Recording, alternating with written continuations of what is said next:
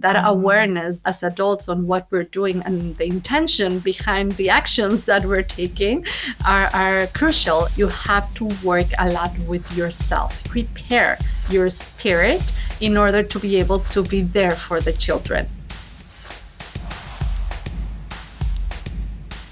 Welcome to the Habit of Possibility podcast, the show about turning obstacles into opportunities.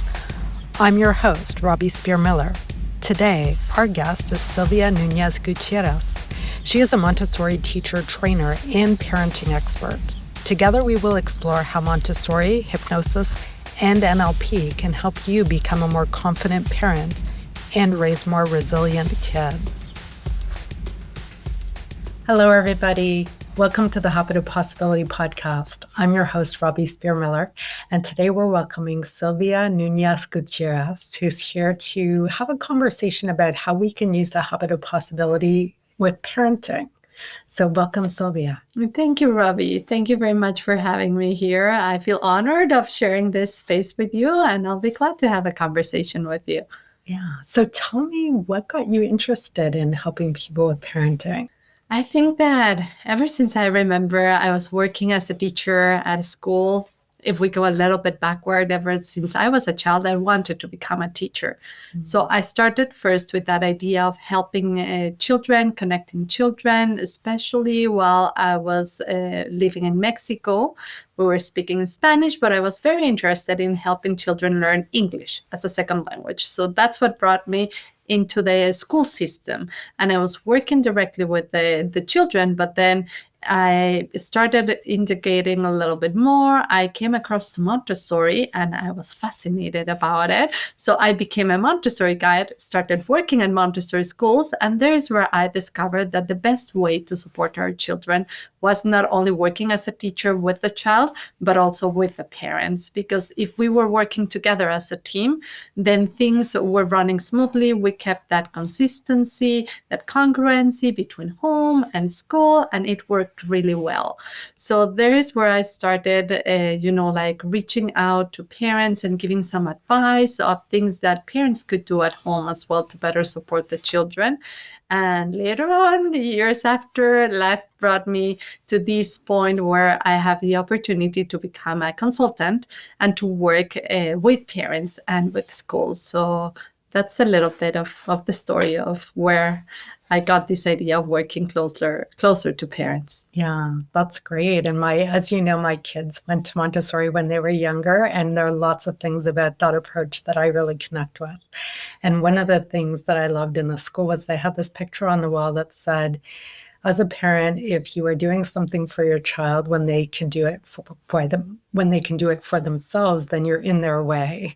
And I thought that was a really great guideline for parents, right? Exactly. to your role is to facilitate them being independent and to be willing to step out of the way as soon as that's happening. And so, yeah, there were many things that I observed at the school that I thought were really serving the kids in some amazing ways. Exactly. I think that as parents, like everything we do or we do not do, it always sends a message to our children, and whenever we're trying to help them in the name of love or, doing things for themselves, as you were saying with this quote, we get in the middle of the way.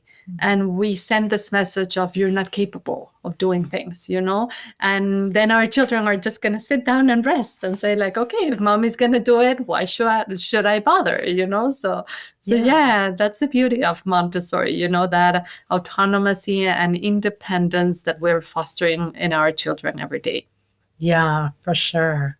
So one of the things that got me really interested in what I do, which is hypnosis and NLP training and basically human development and human performance, is that I knew as a young adult that there were things that I was carrying with me that weren't serving me for myself, or if I did have kids in the future, I didn't want to pass it on to my kids. So that was a big motivator for me to get some new ways of looking at things. And I think that for me growing up, when I got attention, was often when I had a problem or when I needed help. And so I started to associate love with getting help. And in some ways, I was brought up to be very independent, but in other ways, I had this delayed sense of being an adult or taking responsibility for myself for that reason, because I really wanted that love and attention from my parents. So I think sometimes people confuse doing things for their kids with showing them love. And the more loving thing is to help them become independent in a really healthy way. Exactly. And I think that's something that's really important in this confusion, is that sometimes we want our children to become independent, but unconsciously we're making them more dependent of the adult. I love talking about encouragement versus praise, that sometimes we try to use more praise for our children and say, oh, you did a great job, or, oh, I'm so proud of you, and we're bringing always the attention back to us or to those final products that we're looking for, instead of focusing on our children. Versus with encouragement, we're encouraging our children to go directly and connecting with themselves and following that inner guidance that will lead them far in the future, So it's always very difficult as a parent to say, okay, like, what should I do, or how should I guide my children? Because I remember when I was young, as you were saying, I tend to be a little bit like the teacher pet. That's how they call it nowadays, this person that is always behaving nicely and having good grades. And I was very happy when all the adults were pleased about my achievements or my development at school, or also at home, sometimes with my mom and my dad. And that's something that it's also influencing my behavior now as an adult. So that awareness that we can bring as well as adults on what we're doing and the intention behind the actions that we're taking are crucial in order to have also more awareness on how are we raising our children nowadays. Yes. I think that's crucial. And that's something that I learned as well as a Montessori teacher. You have to work a lot with yourself. You have to prepare your spirit in order to be able to be there for the children. And that preparation of the spirit could take, a long while.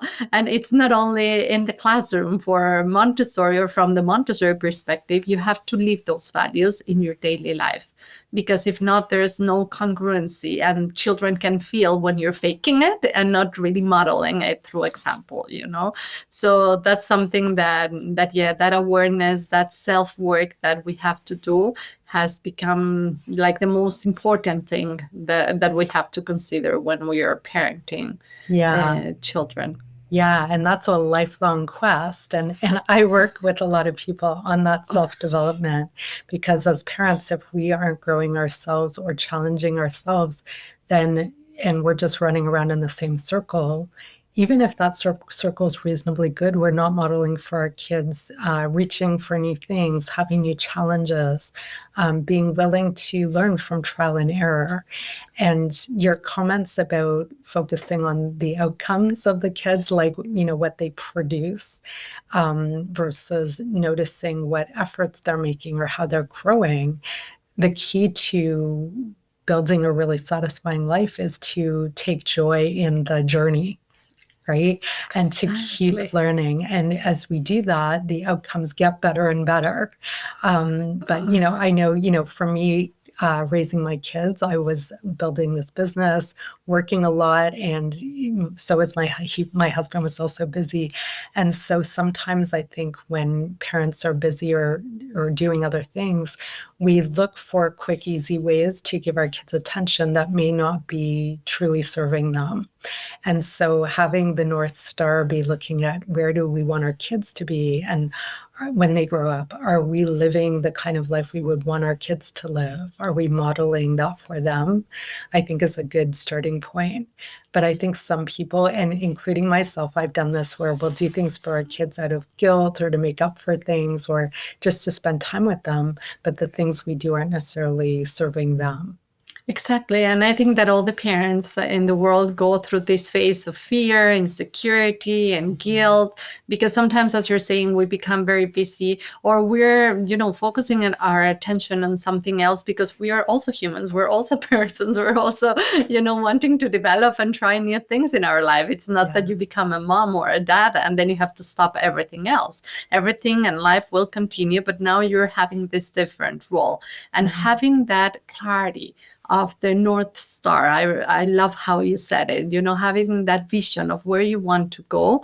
It's going to keep you as well calm and centered and grounded on the values and the things that you want to bring, to your home, to foster in your family culture as well. So one of the things that have helped me a lot to get into my child's eyes, or to see things through the perspective of my children, has been something called positive discipline.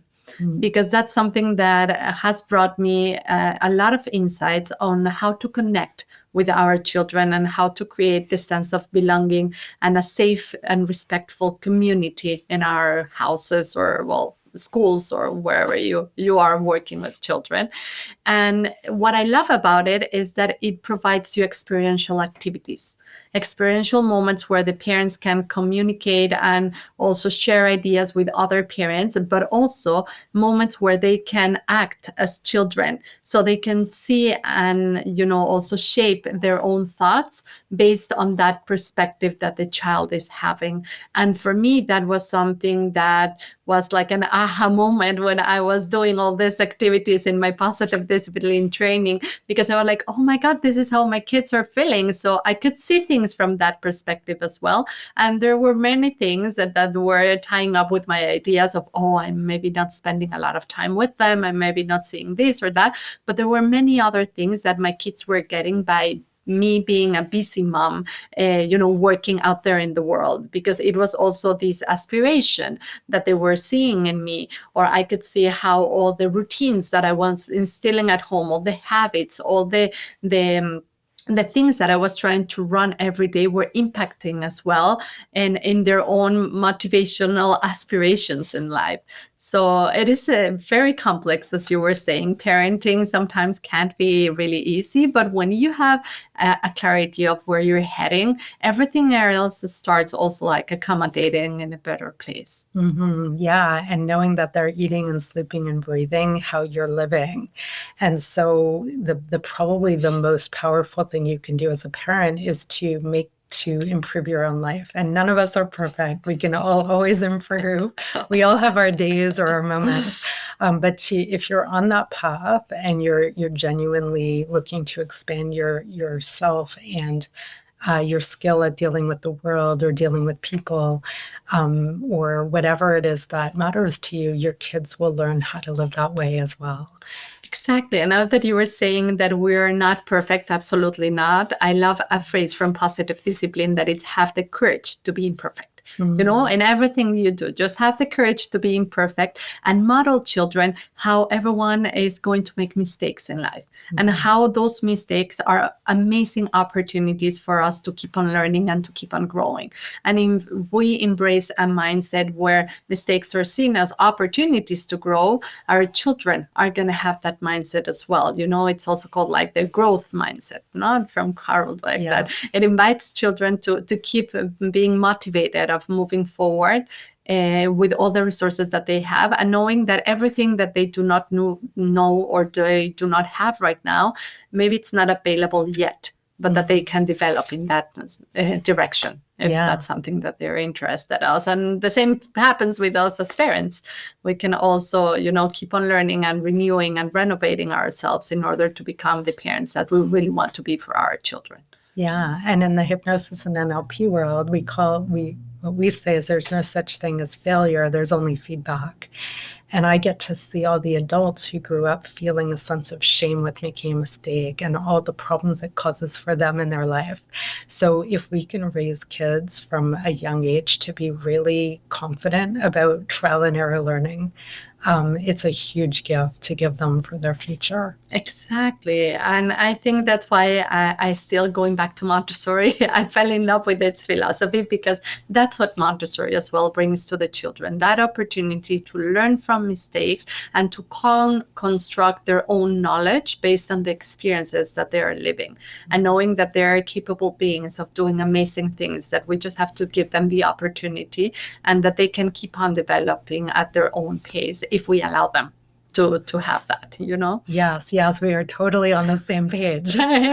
It's like we do the same thing in different ways. Yeah, that's what I love about, hypnosis.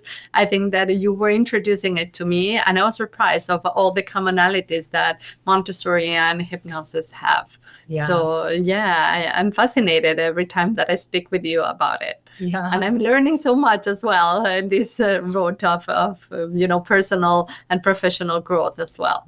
Well, parents are their children's most powerful hypnotists. So it's important to learn to use that skillfully with your kids. So I completely agree. It's important to bring that awareness, to rise it and to be very conscious of the things that we're saying or not saying, or why are we saying those things or sending those messages or acting in a certain way or not with our children. Yeah. Another thing I loved about the Montessori school my kids went to is that when the teachers needed to discipline the kids, they would look at the child and imagine them 10 years down the road, and they would choose what response they had to the child's behavior based on that 10-year outcome. And so I love that long view of not just seeing, the specific thing the child just did, but really keeping that in mind so that they're able to help this child learn what they need to learn in a powerful way. Exactly. And I think that circles back to the North Star that you were talking before, having this idea of where I want to see my kids 10 years away from now. Where do I want to see them in the future? Like, which ones are the life skills that I want my child to have or to develop in those years? And something that I love in positive discipline that we use specifically for this is that we can start seeing all the challenges that our children are presenting nowadays as opportunities for us to instill those life skills that we want them to have in the future, So if a child, I don't know, I remember when my kids were very young and I have one of them making a big tantrum and, really wanting or crying because he wanted a toy or something like that. And I was saying no, because that wasn't the time for my child to get it. I remember having this clear direction of saying, this is going to be a teachable moment. This is going to develop one of the skills that I want to see in my child, all that patience, all that respect as well on how we ask, how we don't ask. And then I was able to stay centered and to stay grounded and to deal with that moment as, okay, I see I was validating feelings. I see how much you want to have this toy right now. I know that it is frustrating when things are not turning our way in life. So I was doing all that validation, and still it's not the time to have the toy today. So that powerful word that we have in between, that is and instead of but, makes a lot of difference as well in how we're wording things for our children. And again, it's helping us to see all these moments of challenge or all these difficult situations that are arising as valuable opportunities for us to develop those life skills that we want to see in them in the future. Yeah. My sense is that a challenge a lot of families have these days is that the way our culture works or how most kids are raised isn't necessarily a useful way to raise children, but there's this peer pressure either from other parents or the kids saying, other kids get to do this or that. And so especially when parents are busy or they're worried about their ability to be a good parent, they might fall for that kind of pressure and resort to doing things that might seem easier or more socially acceptable in the near term, but aren't actually serving that child in the long run. So what has your experience been with that? I think that it is really difficult to compare yourself to other families, because other families have different values in place, have different cultures, and we need to realize that each family is a different places, a different set of values and systems in their places. So again, I'm going to sound a little bit repetitive, but when we have that North Star, what is important for my family? Which ones are the three most important values that we we as a family have, and we try to follow and to act according to them, then it's easier to know where are we heading. Even though if my kids' friends are doing things that I feel that they're not age appropriate, I'm not going to be likely to fall into those influences if I have a clear vision of which ones are the values and the things that we do in our family. And that's the easiest way as well to set up those boundaries with your children. And, having clear agreements of what are the things that are feasible doing in our family, what are the things that we do not accept in our family, and then it's easier for us to relax. Like a very simple example, it's like having dinner. Some families love having dinner all together every weekday and also during the weekends. Some families do not place a lot of value in that situation. They might get together after dinner or after work and play a board game. And that's the time that they consume all together. Some families will do it over the weekend. Some families prefer doing it during the weekdays. So each family is going to be different, and nothing is wrong or right. Certain aspects and certain behaviors and certain routines work for each family. Not there's no rule of one simple thing working for everyone. So I think that it's going back to that idea of having a clear vision of the values and the culture that you want to instill in your family in order to be able to do not fall for those influences that are going to come there. Because nowadays, and especially with technology, we are over-informed of everything that's happening, and we have plenty of information available for us as parents, which can make things sometimes even more confusing.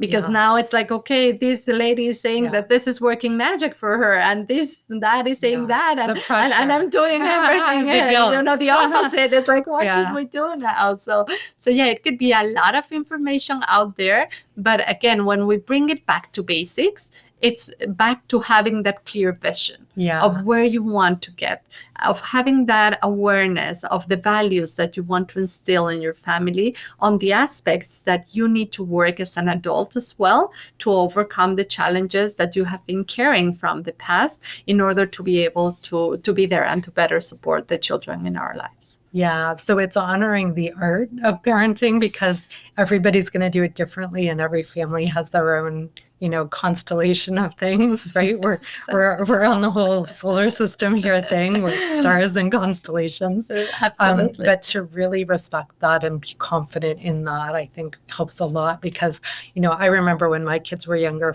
especially when my older son was a baby, he was not a good sleeper. He was a brutal sleeper. And he woke me up every 2 hours for his first 2 years. And so I was really tired. And I would read these books saying he's going to have behavioral problems. He's going to have developmental problems because of this. And so I felt terrible. I thought like, oh my God, I'm hurting my child. And my pediatrician gave me the best advice. He said, know that everybody who wrote a book about that was staking their career on it, and just do what you have to do. And that was really good advice, because especially when things aren't going well or there's a problem, it's easy to resort to grabbing onto like a technique or one person's opinion or the latest book on something, which sometimes might be helpful, but we really have a problem with too much information. I do. And I think that we all have our inner wisdom. We are very resourceful persons.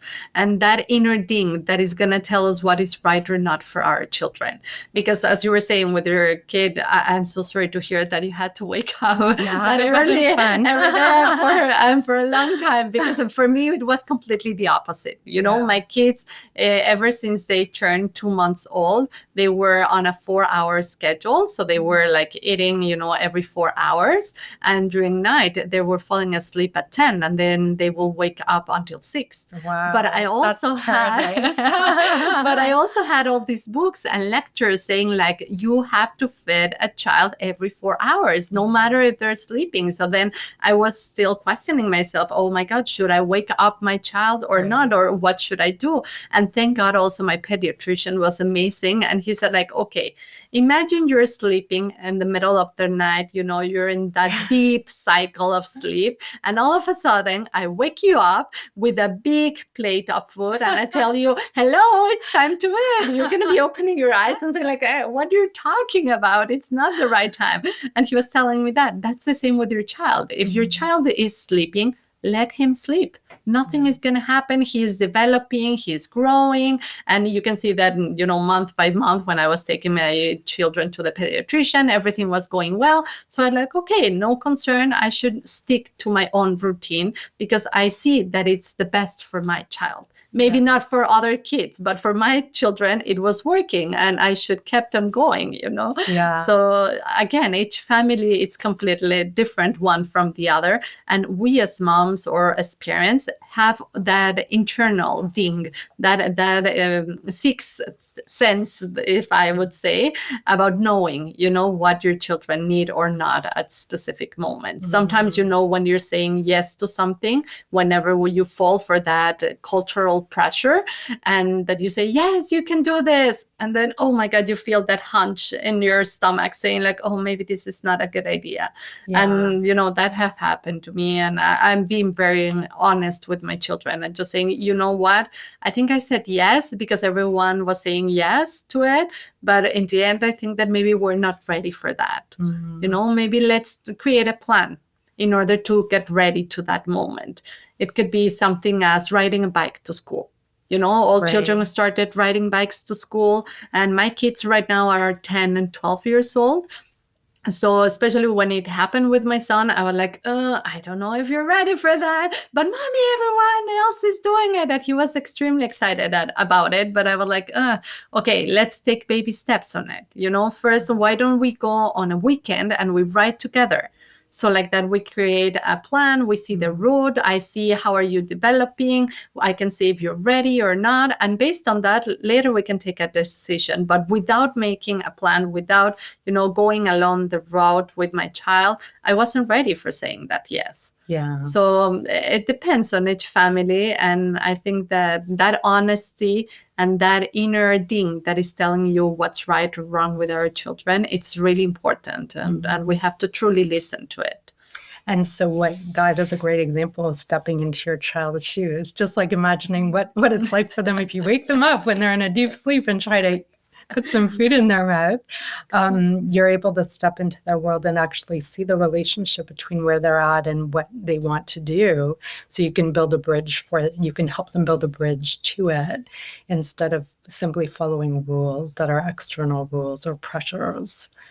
Exactly. And also creating your own rules, like with the bike, it was like, okay, this is what's happening there. Instead of just jumping there directly, I could also see and step in the shoes of my child saying, okay, I am a 11-year-old. I want to ride bike with my kid, with my friends, because everyone is doing it. So I could also see where was this coming from and saying, okay, what can I do in order to help him feel successful and to see if he's ready? Maybe he is and he surprises me and then things are going to be all right. Maybe he's not. And we need to keep on, riding the bike more often during the week, during the weekend. So yeah, it was nice. It was a nice surprise for me as well to give him the opportunity of teach me how ready he was for taking this challenge. And it also came back to that inner ding and saying, okay, I did the right thing because now I'm confident. I saw him in action. I know that he's capable of doing things and riding the bike by himself. And then I am allowing him to do it. Which it would be completely different if I just said, yes, you can go. And we never had a plan. And I would always have this, hunch on my stomach saying like, oh, maybe he's not ready. Maybe it's not the right thing. Mm-hmm. Yeah. Well, it's interesting because in the work that we do here with hypnosis and NLP, it's all about helping people come back to themselves. So if you imagine there's the sun and then there's clouds in front of the sun, those clouds might be the influences they had growing up or anything difficult they went through and how they coped with it. that may or may not be useful in their life now. So I know for me that was true when I started to learn this. I knew there were clouds in front of my sun, and I didn't know how to get rid of them, right? I didn't know how to let them float away. And so the work we do is helping people discover that too. If you didn't grow up with a model of how to parent your child well because you weren't parented well for various reasons, right? There are, sometimes parents have health issues. Sometimes they grew up in ways that, they're going to parent you the way they were parented, and maybe their parents didn't really have a mature way to parent them. So there are lots of different things that could be in the way of being open and being able to tune into what you really want for your kids. So it's wonderful to see people grow through that so that they learn how to trust themselves to make those choices. Exactly. I think that trust is crucial. And again, as you're saying, I think that no one has been raised the perfect way, because no one is perfect. Even if your parents were there with you 100% of their times, that will also bring some consequences in your life, For so sure. raising that awareness of where you are, what were the things that you had in the past or you received or didn't receive, and then with that awareness start tracing the path that you want to create. It is amazing, just to bring back all this awareness on giving those steps very, very intentional and looking forward to that North Star that you were talking before. I think that I love the analogy that you're saying of the sun and all the clouds. I think that all of us The have stars, those the clouds constellations. and everything that is there. In Montessori, we call that also like cosmic education. It's finding your place in this universe. What are you contributing to the universe, and how everyone else in the universe is also contributing towards you. So when you see things from that perspective, you can also see that you're not alone. Because sometimes as parents, we can also feel alone and trapped in our own challenges and saying like, oh my God, what am I going to do? This is only happening to me. But when you start, creating these communities where you can relate to other parents, when you can talk to other parents, when you can share your challenges and you realize that you're not the only one, then it's like a big relief. It's like saying, oh, okay, I can do this thing. And if we connected not only to other people, but to everything else in nature and everything else in the world, it's like if everything is working in that perfection and with their cycles, then we can also start looking into our own cycles and understanding a little bit more our emotions and also the way in which we're responding instead of, reacting with our children. Like it's always better to have that kind of control in how we want to intentionally respond,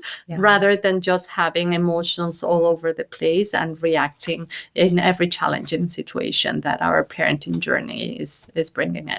Yeah, for sure. And I think one key skill as a parent is to learn how to look at what is in the child's best interest, because sometimes all of us as parents get caught up in what we need or the challenge we have at the moment or the feelings we're feeling.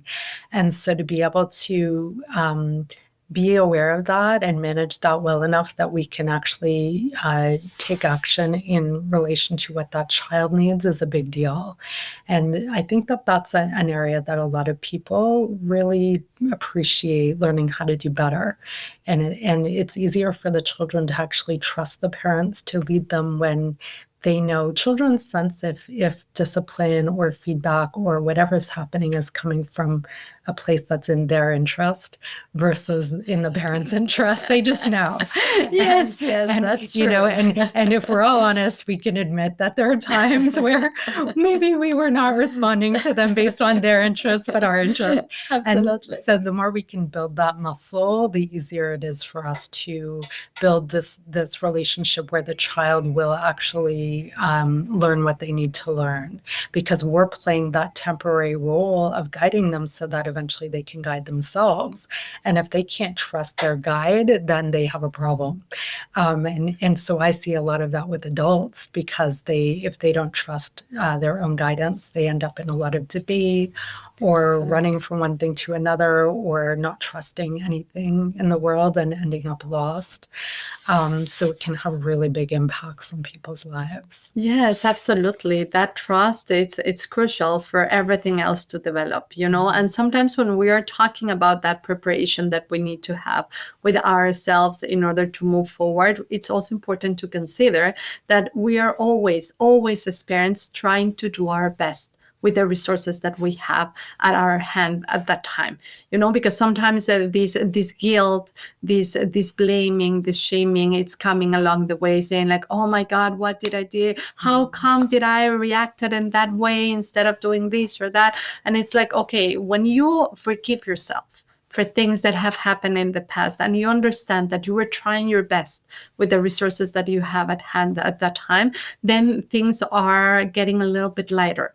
And it's easier for you to start looking into a new path, into a new direction, and then keep on developing everything that you need in order to build that trust and to become that guide for your children. I love that you were using the terminology of guide, because that's exactly what we do in Montessori. In Montessori, we do not have Montessori teachers. When you're graduating, you become a Montessori guide, because that's what we want. We want to guide our children into the life skills that we were talking before. We want to become those guides. And as parents as well, I think that's one of the most difficult jobs, that we're guiding our children to live a life where they do not depend on us, where they can be independent, where they can be successful by their own means.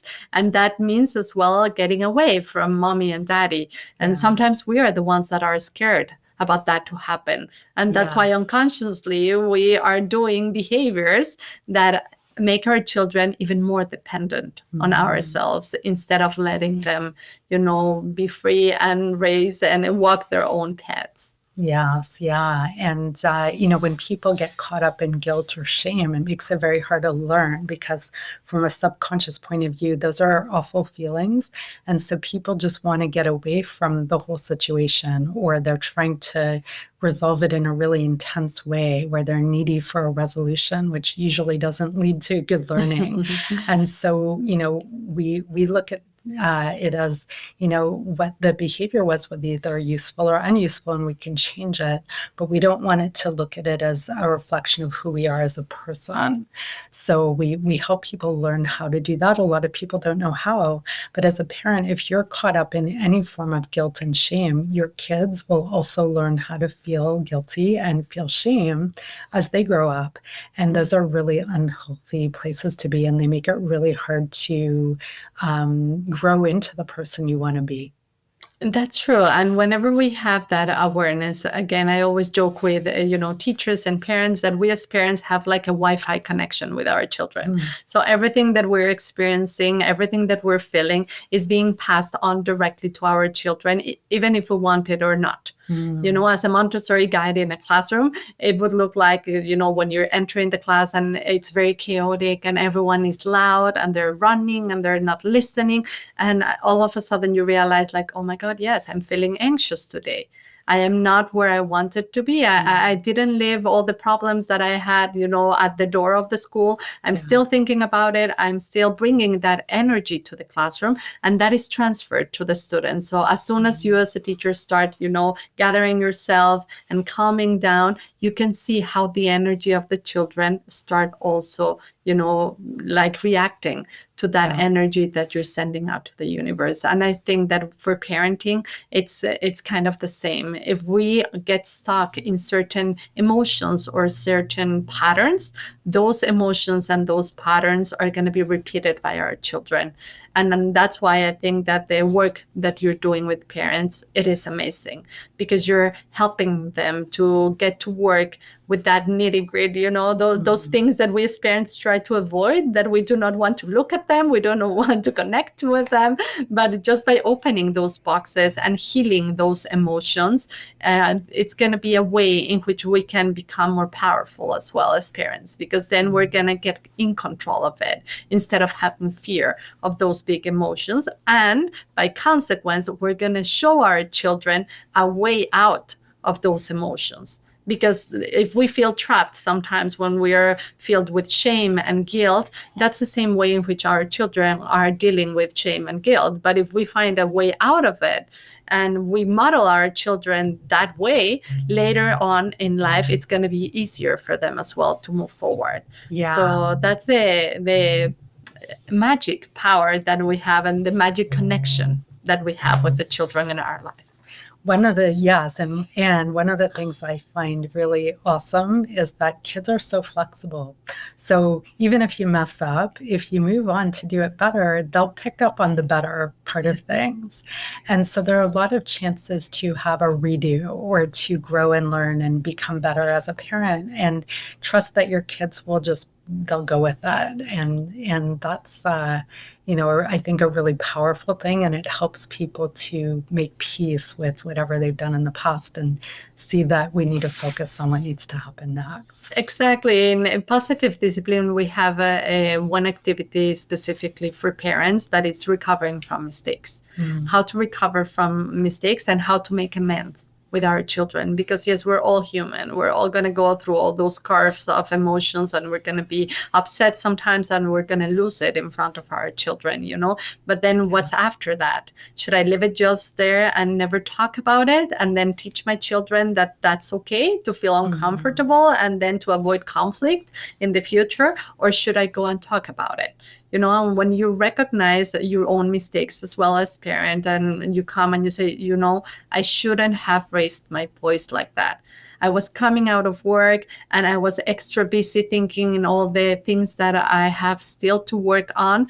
And I think that's why I raised my voice when you asked for that. So I am so sorry that I did that. I'm going to try to control myself so the next time that this happens, this situation arises, I'm going to not raise my voice in front of you. And then we can also come up with agreements. Is it okay that whenever I'm coming back, if I'm a little bit stressed and you want to talk about a specific situation, can I make just one sign for you to know that maybe it's not the right time to talk about it, and then we can talk about it after? And then you can turn it into a fun moment with your children, because you can come up with a specific sign. It could be something as like this, or very, very common, or it could be something silly, like, okay, we're gonna do like 3 taps, 1, 2, 3, and then I know. And then when my child has made these signs, when I'm very kind of busy or something, I'm there and I'm trying to remember the sign and do it for my child. It throws me out of that bad mood I was engaged with, because whenever you bring that fun into life, things can get transformed. So sometimes just by doing like this, it's like, okay, I remember I'm now at home, I am with my children, I want to connect with them. So then it's easier for me just to say, okay, I let go of everything. Okay, I'm here for you. Yeah. Let's talk about it, Yeah. Awesome. Yeah. Well, we say change physiology first, right? So if you want to change how you feel or your mood, you want to move your body, and then the other person will pick up on how you're feeling. So if you really learn how to choose how you're feeling, then you can influence the situation in a much more powerful way. Yeah, and I love that you're talking about that, because as you know, those mirror neurons that we have in our brain are going to be useful for learning and absorbing everything that is around us. So the same as children are going to start following us if we're moving in a certain way, children are going to start self-regulating themselves if we're modeling as parents how to self-regulate. And that takes us back to the importance of working in ourselves and knowing where we are and what are the things that we want to improve in order to keep on becoming that parent that we want to be for our children, in order to have a clarity of that North Star that we want to get to. Yeah, great. Well, thank you so much. I think there were so many great insights today. And Sylvia and I are planning on doing a parenting workshop in the fall. So we will put information in the podcast notes. You can learn more and join us. And we've chosen to collaborate because we've seen so many commonalities in how we look at things. So we thought if we brought our two skill sets and expertise together, we could offer you an even more powerful experience. It's going to be wonderful. And I think that this journey is going to be insightful for everyone that will be participating. And yeah, I think that all these skills are going to help us feel more empowered as parents and a little bit more grounded in the needs that we have to cover in order to become better for our children. Yeah, our children and our children's children and everybody in their lives. Generations to come. That's right. Going back to that big picture of how the scope of all the actions that we take today. We have an exciting announcement. Sylvia and I are offering parenting workshops for those who want to grow as people and parents. Check out the link in the show notes to learn more and register. You can also connect with Sylvia at theloveseedconsulting.com. If you're interested in connecting with me and learning about personal and business coaching, consulting, and training opportunities, go to mindlinkconsulting.com or hypnosistrainingcanada.com and schedule your free consultation. Let us know what you think of the show. Reach out to us at mindlinkconsulting.com. And if you like this show, please rate and review us so other people can find us too. Thanks so much for tuning in. I'm Robbie Spier Miller, the host of the Habit of Possibility podcast. Tune in next time to learn more about how you can turn obstacles into opportunities and make the most of your life and career.